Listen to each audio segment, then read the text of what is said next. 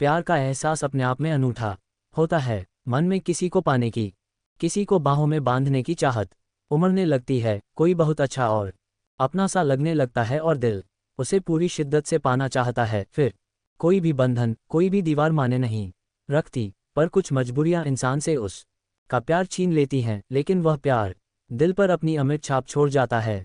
हाँ सुमी, तुम्हारे प्यार ने भी मेरे मन पर अमिट छाप छोड़ी है। हमें बिछड़े 10 वर्ष बीत गए हैं, पर आज भी बीता हुआ समय सामने आकर मुंह चिढ़ाने लगता है। सुमी, तुम कहाँ हो?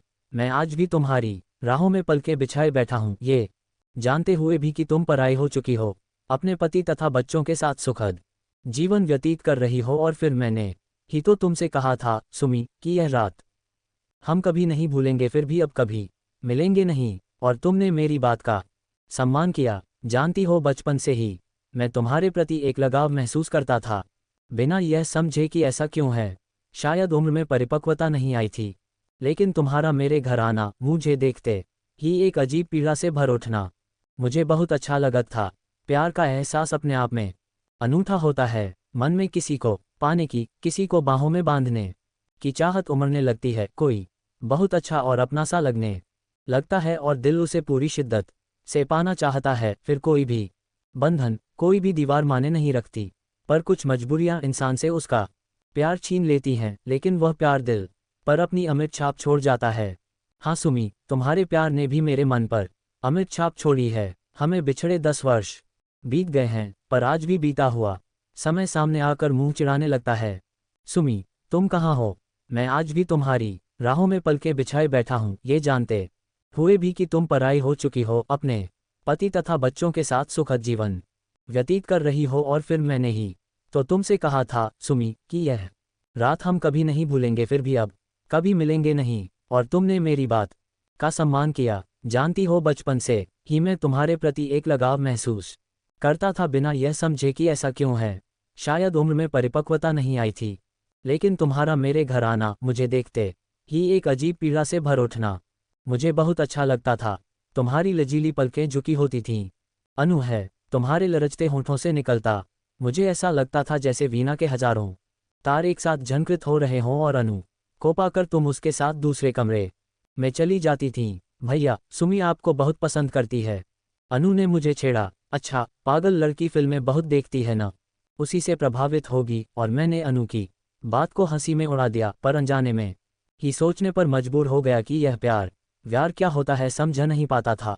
शायद लड़कियों को यह एहसास जल्दी हो जाता है, शायद युवकों के मुकाबले वे जल्दी युवा हो जाती हैं और प्यार की परिभाषा को बखूबी समझने लगती हैं। संभल है दिल तड़पने और तड़पाने से क्या होगा, जहां बसना नहीं मुमकिन वहां जाने से क्या होगा।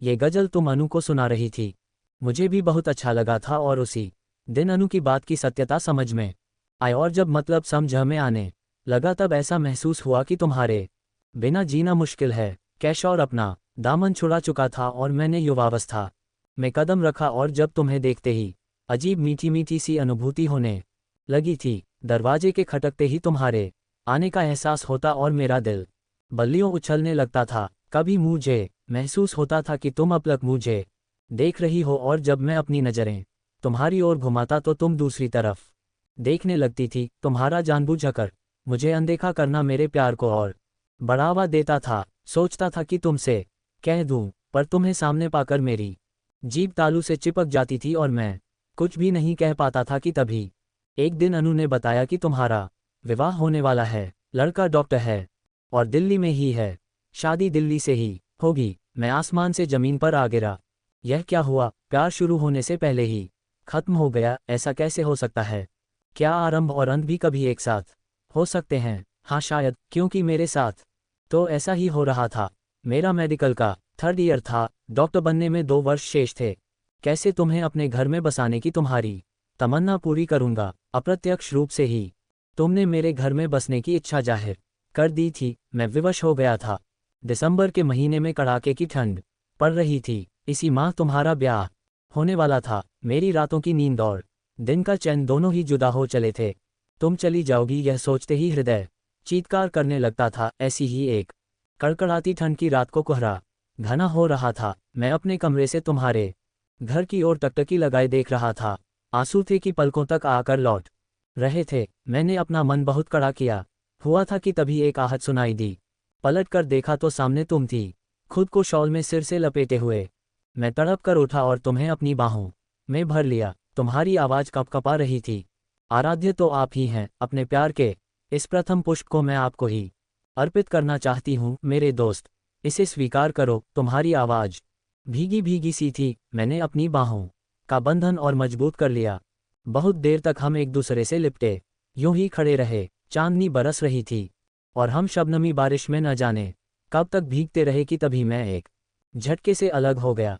तुम कामना भरी दृष्टि से मुझे देख रही थी, मानो कोई अभिसार की आशा से आई हो। नहीं नहीं सुमी, ये गलत है। मेरा तुम पर कोई हक नहीं है। तुम्हारे तन मन पर अब केवल तुम्हारे पति का अधिकार है। तुम्हारी पवित्रता में कोई दाग लगे यह मैं बर्दाश्त नहीं कर सकता हूँ। हम आत्मिक रूप से एक दूसरे को समर्पित हैं, जो शारीरिक समर्पण से ज़्यादा महत्वपूर्ण है। तुम मुझे, मैं तुम्हें समर्पित हूँ।